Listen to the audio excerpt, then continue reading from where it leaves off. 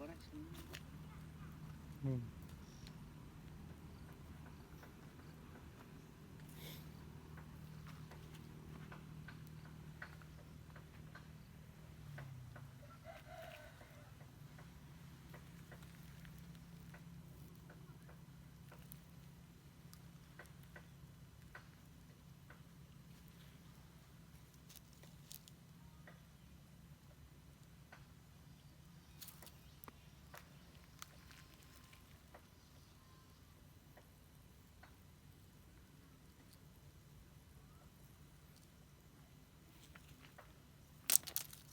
เมื่อเอาแห่อยู่บ้านบ่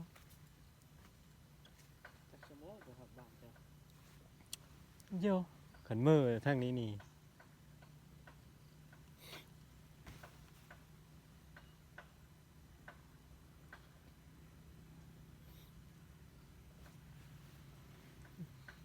แม่กระตันจะมีนะ นั่นแหละโยขันได้แห่น่ะได้ป่านี่ครับขันไผ่บ่ลงเดี๋ยวเฮาสิลงเองนะขันได้แห่ โอ้ผมก็ลงคือกันนะ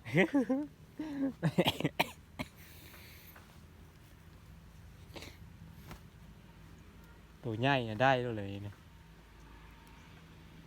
ว่านแล้วก็จิกตีนกระคาแล้วก็งม เนาะ อืมได้แท้เอ้ย